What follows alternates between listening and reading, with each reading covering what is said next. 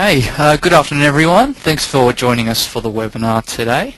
On the line you've got Adam Turgis, that's myself, the lead business analyst at SolveXia. Also with me is Cameron Deed, who is the senior consultant at Yellowfin. Just in terms of the agenda for today, obviously the topic is data quality. So we're first going to start off by having a look at why data quality is important within businesses and organisations, then move on to some of the best practices that we've seen working with various clients in different industries, have a look at both the SolveXia and Yellowfin systems in relation to the best practices, and then end up with a bit of a Q&A session and give people an opportunity to feed through any thoughts and questions that they've got. So with that in mind, let's kick it off. Just by way of introduction, a little bit about ourselves. So in terms of SolveXia, 6 years ago, a group of individuals from different industries got together and they saw a gap in the market. And really that was, on one end of the scale you had Excel and Excel spreadsheets, and on the other end of the scale you had enterprise systems. And even though these systems were getting more and more sophisticated, people still seem to be spending far too much time in manual and repetitive processes. So what we did was we created a platform to allow business users, so not just IT people, but people from the business, to automate any stuff that they do manually, and in doing so, free them up to focus on analysis rather than what you might call cranking the handle. And it's resulted in quite significant improvements in data quality, as you could imagine as well.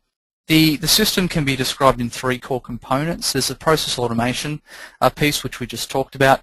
Data storage, so being able to store data within and from those processes, and finally the visualizations, what we would call online reporting and analytics. The first two in some ways can be thought of as data supply chain, so it's a term I'll probably make reference to a few times today, and the third is powered by Yellowfin.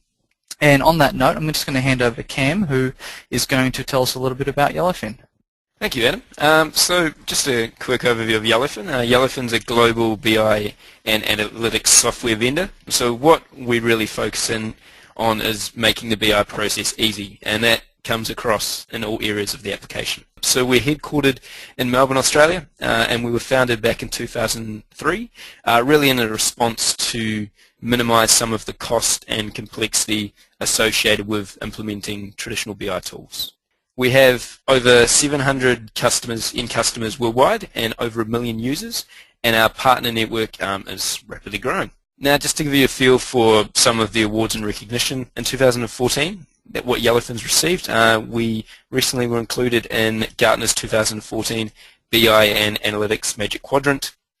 We're a champion in Infotech's latest vendor landscape report. And in the past, we've also been ranked as #1 in Dresden Advisory Services Wisdom of McCrowd's BI study. Now, we cater to quite a variety of different industries and geographies, so lots of places, lots of customers around the world. But some local ones that you might be familiar with are Telstra, realestate.com, Commonwealth Bank, and Macquarie University. And one of our largest deployments is with Census, and what that contains several 100,000 users, so quite a significant one there. So that was about Yellowfin, and now I'll pass you back to Adam to continue with the best practices. Okay, thanks Cam. With the webinar being about data quality, we thought it would be a good idea to start with a data quality horror story. So one that we recently found was the London Olympics in 2012, where somebody went into an Excel spreadsheet and keyed in 20,000 instead of 10,000 into a spreadsheet responsible for the ticketing for synchronized swimming. The result was that they overbooked the event by 10,000 tickets and had to spend a considerable amount of time, as you can imagine, calling up a lot of disappointed people that they wouldn't actually be going to see synchronized swimming. On that note, so just a few intro slides to set the scene in terms of data quality. I think the first point really is that your data has far more reach than you may think. So there was a study in 2012 that found that around 69% of data, primarily in spreadsheets, was used on an interdepartmental level. So it wasn't just being used within the team that the person was working in, but it was actually being shared out across the broader group. And then further to that point, it was making its way up to the CEO in 42% of the cases. So your data is actually far more influential than you might think in terms of the running of the business. On that note, only 1 in 10 organisations actually rate their data quality as being excellent. And in terms of the business processing that goes into data, data quality counts for 20% of those costs. So you can imagine if your business process costs are $200 million a year, you're spending $40 million just on data quality issues.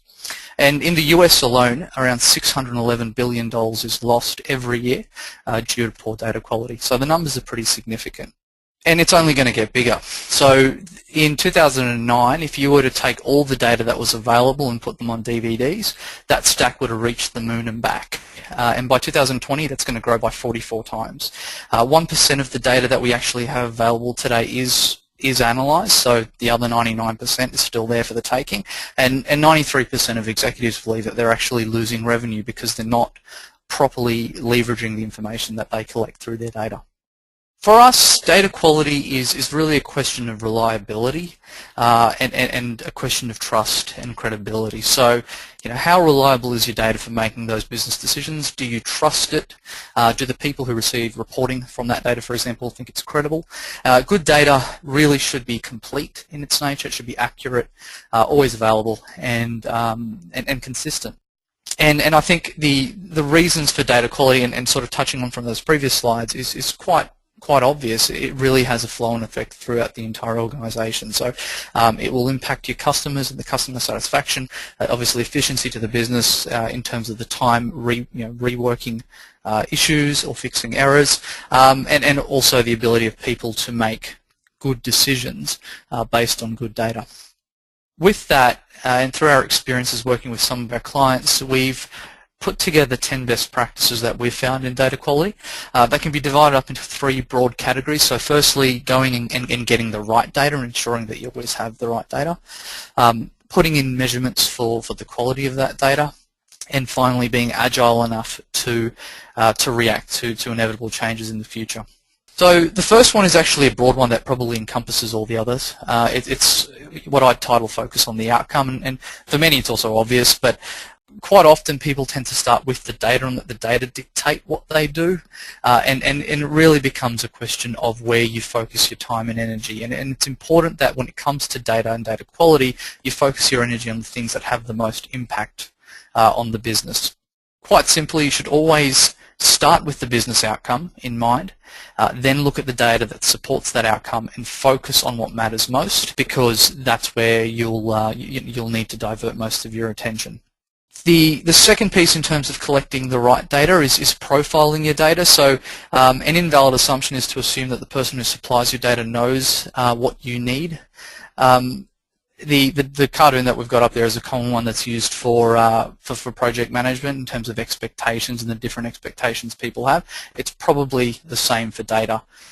So what we always encourage is that you take the time to profile your data. So those are things like making sure you've noted the structure, the format, the frequency with which you need it, the age, and how it's delivered to you. So you want to be sure that even if you get that general ledger data as often as you need it, it's as granular as you need it as well, otherwise it's not going to be so useful. You want to communicate with the data providers, so you want them to know what you need, but you also want the opportunity in the future, if any changes occur, for them to tell you of those changes in advance. And you want to use it as an opportunity to identify issues and gaps with what expectations may be in terms of, say, the reporting end of what people are expecting to do with that data versus the actual profile of the data that's available. The next one is one that we see time and time again. It's almost a game of Chinese whispers is probably a good way to think about it. And that's where your data is actually not coming as an extract from a source system, but it's in somebody else's spreadsheet that they prepare manually. I think the key issues there to really look out for is the risk of human error and the availability of the data. So from a profiling standpoint, making sure that 2 or 3 months down the track, the person that's making that spreadsheet doesn't just decide to take it offline. or decides that it doesn't need to be done monthly anymore, it's now being done quarterly, for example. When it comes to the data profiling, firstly, you always just want to be cautious of manual spreadsheets. It should really sound an alarm when one of your sources is a manual spreadsheet. Secondly, if possible, skip the spreadsheet as a source. So see if you can take the inputs that go into the spreadsheet as your data source, and then finally just plan. So communicate with the data provider so you know in advance if changes are going to occur, and also put in measurements for quality as well to suit the situation. So you want to be sure that consistently month on month, for example, that the data is of a reasonable quality, and you focus more so than you would say on an extract from a source system. An example that we have in this case is an insurance broker that we work with. So they had a CFO report that they prepared each month, and they were using an Excel spreadsheet as one of their sources, and it was extremely time-consuming because of the way that spreadsheet was being prepared. What we did was we actually worked with them to identify the fact that that data in that spreadsheet was actually coming from a data warehouse. So we could essentially skip that spreadsheet and pull the data directly from that data warehouse. So essentially that spreadsheet became redundant for the CFO reporting purposes, and generally the level of quality in the data that came through improved as well, and so the time to prepare that report. The fourth one is about trimming the fat. So this happens a lot of the time when you inherit spreadsheets, reporting and processes from other people. So there tends to be a lot of redundant data that you don't actually need anymore, but people are too scared to touch. All this does is it increases the complexity and the risk of quality issues. What we always recommend there is take the time to identify anything that's redundant and focus only on the essentials and drop the stuff that you don't need. And again, it comes back to time and focus. So by removing the things that you don't need, you have more time to focus on the quality of the things that actually matter. In terms of data quality expectations, so we're now into the measuring category. The first one is really all about perfectionism, and I guess the point there is your data doesn't need to always be 100% perfect, and perfectionism does and will lead to burnout. So really it's about focusing on what matters most and what people care about most. So the risk that people run is putting all their time and energy into bits of data that aren't even used, for example, or really looked at in terms of a reporting standpoint.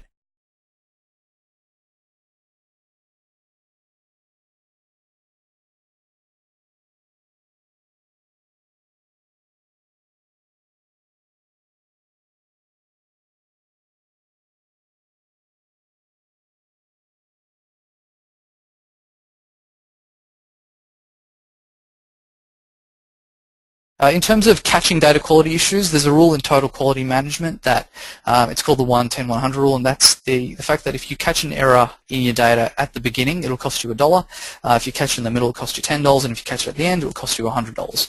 So people are incentivized to find those issues as early as possible in the process. What we naturally recommend is any quality measures that you have to always implement them at the start of the data supply chain, and also use the start as a reference point further down the line as well. So when, for example, you're looking at your calculated results, refer back to what your numbers were at the start as a clarity check or a sanity check to ensure that your numbers are in fact correct. An example there is an Australian life insurer that we work with doing some sales reporting, which required the policies to be assigned to particular sales channels.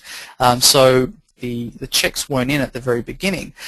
Sometimes the sales report would be done and the actual sales numbers would be different to the extracted information from the policy administration system. So what we did was we put in checks at the very beginning to identify any invalid channels assigned to policies, and use that as a trigger to stop the process and identify problems. So the cost of actually investigating issues was dropped significantly because it was a lot easier to look at the source data as opposed to the final report.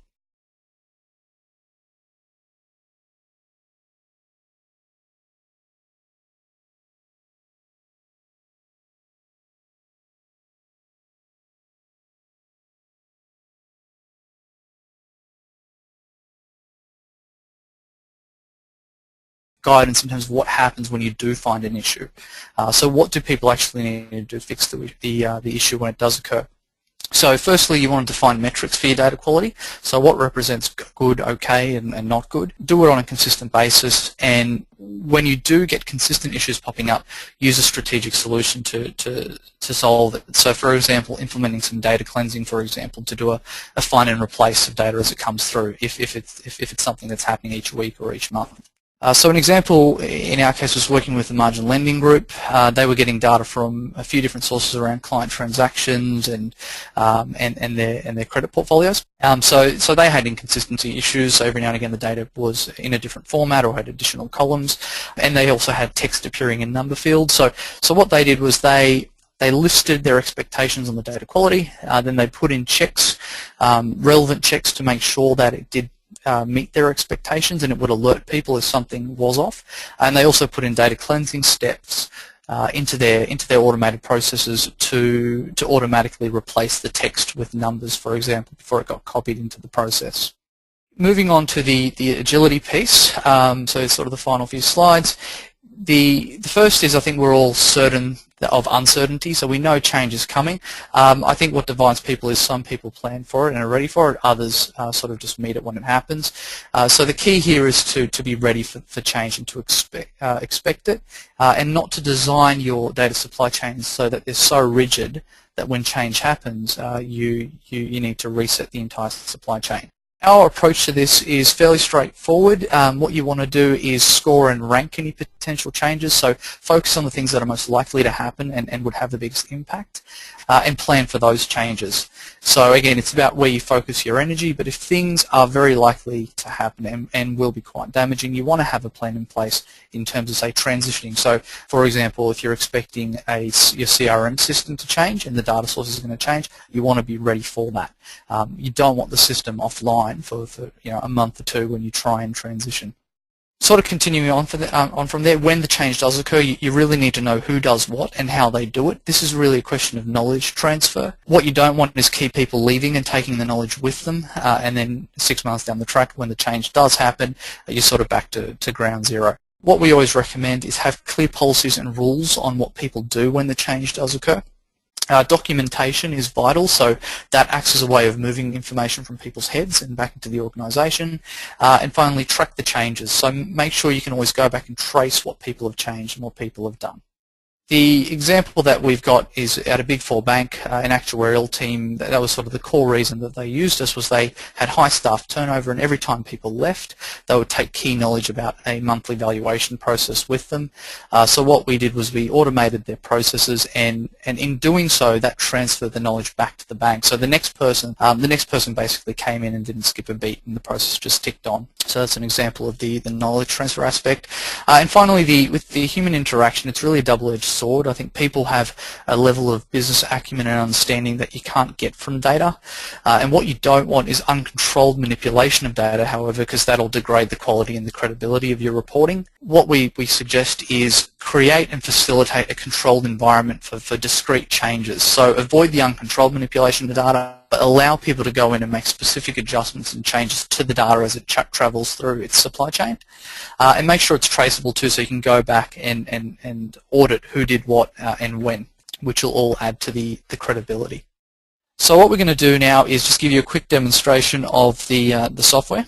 And that's both in SolveXia and Yellowfin. So just as an opener, just revisiting that slide from the beginning, the system's got three components. There's the process automation piece. So that first layer is all about helping business users automate their data processes.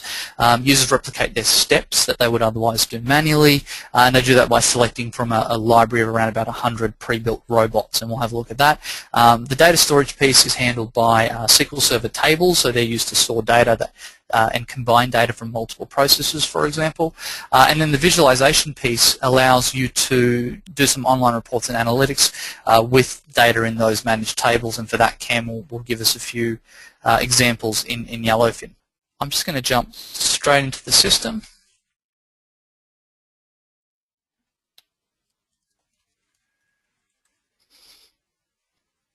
So the first thing that you'll notice is that the folder structure here on the left-hand side is very similar to that pie chart. So we've got our processes, our managed tables, and our reporting.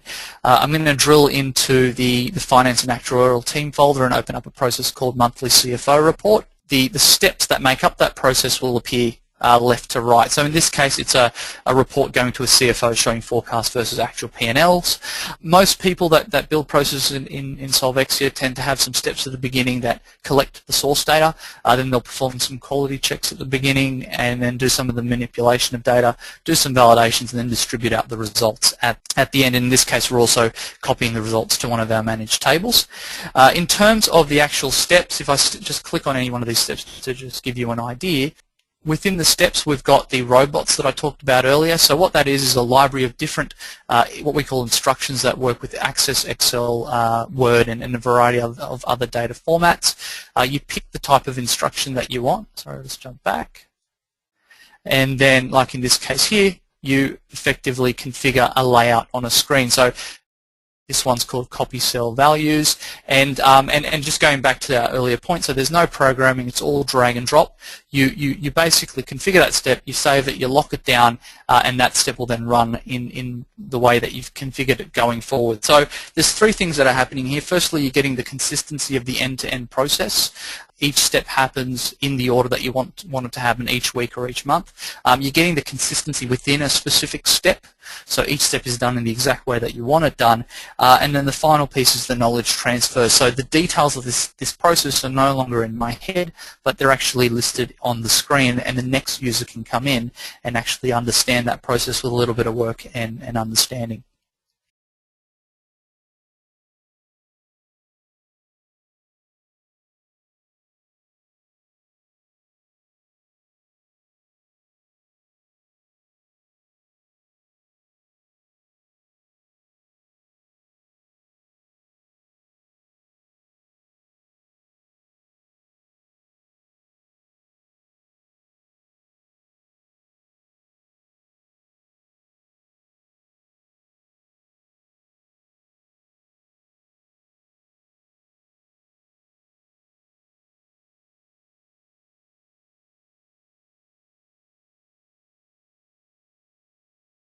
Specifically analyzing insurance data. And what I'm really going to give you a feel for today is how you could present that data within these dashboards and reports and really emphasize the interactivity and flexibility that business users really desire when they want to start analyzing their data. So the first report on the screen is showing the growth in actual insurance premiums per month. So this shows us a general trend over time. And from this, of course, we can see each particular month. If we're curious about a month, let's say September, we can then click on that and then actually drill into the detail. So for this one, we're breaking this down. We're now breaking the data down by each particular state, and we're also looking at it by different dealers or brokers, depending on your terminology. What's normally a really good idea is to actually add filters onto our dashboard as well. So let's filter by New South Wales and broker A. So once we've used that filter, it's actually refreshed the data across our dashboard, and we can see these totals have changed. What you'll notice is that once we refreshed our data, that especially in this lapse rate movement, there was actually a bit of a change. So what lapse rates are showing are the loss of customers or loss of active policies. So now what we can do is we can actually compare all of the dealers against a specific dealer, which was dealer A, to really get a benchmark for that particular dealer. We also have a chart to the side which is breaking down what types of cover are most people taking. So predominantly it's life insurance, there's some income protection, and there's also a few other different types as well. The final chart is assessing the change in the annualized total value of premiums for that particular month. So basically we start with our opening, which is the total subscription revenue on the books at the start of the month. After that, of course, we then have new business, so this is new customers that have signed up within the past month. We can then also see increased premiums. This is basically additional revenue generated by an increase on existing customer premiums. We can also see decreased, which is the inverse of that. We can see our lapses, as we did before, and this will give us an overall total. So we'll be able to see what was the state of play at the opening of the month, and then what was the state of play at the closing. The next one we're looking at is actually showing you how you can present some of the interactivity in terms of dates and analyzing trending over time. Now, what's quite useful about these types of visualizations is that you've got multiple metrics that you can actually display. So for this example dashboard, we have 3 core metrics that we can analyze. We've got number of policies, total premium collected, and the sum amount insured. Switch to a different metric, so now I'm looking at number of policies. This actually reflects in the chart below. So really the interactivity of I want to look at a particular metric, it will then actually refresh and now show you that across the rest of your visualizations. Now, common things that users will want to do is actually filter down to a particular time period. So they may hone in onto the last quarter.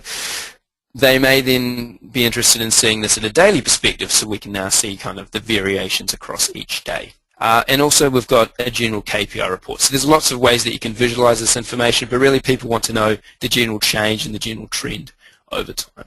Now, our final example is a Google map where we're actually showing this data by suburbs across central Melbourne. So we can hover over North Melbourne, Melbourne, and Richmond as an example. And what we can see is we can actually see the value of the premium collected for this year against last year. And from that, of course, we can calculate the difference. So let's say we now wanted to see last year's total. Once we refresh that, the visualization changes. We select this the actual difference. Then we can see that Port Melbourne, there was actually a difference between this year and last year. Even though it looked good in terms of the total, there was actually a negative change on that one there. So that was an example of some of the dashboarding and reports and analysis you can actually provide. What I'll now show you is the mobile piece. So, of course, a lot of people prefer to actually read information on the go. They may be, let's say, in a business meeting, and they may be in the boardroom, and then they actually want to see this information being presented. This is my iPad on screen, and basically what we can do here is we can actually open up our dashboards, we can view them in full view, and we can really start to analyze that data. So these are the dashboards we created across our device. We can view our reports, we can apply filters as we normally would as well. So examples of a map. Now, in terms of collaboration, you can use some interesting collaboration features like the whiteboard, where you can actually draw on the image, and then you can choose to send this image across to maybe one of your colleagues. You can also make comments across reports. So you may say, let's say, great news. And once you then send that comment, you actually be able to see that across all of your devices, including your browser. So if we now switch back to our dashboard, on our right hand side, we will be able to see our comments. Cool. So we can actually see that flowed through to the mobile device. So really all that collaboration that you're providing, the insights that people have, the ideas that come to their mind, really they are having the opportunity to do that anywhere if you're on your mobile device, if you're actually using your browser, is always really useful to have. So what I'll do now is I'll pass you back to Adam just to summarize the presentation. Okay, thanks for that, Cam.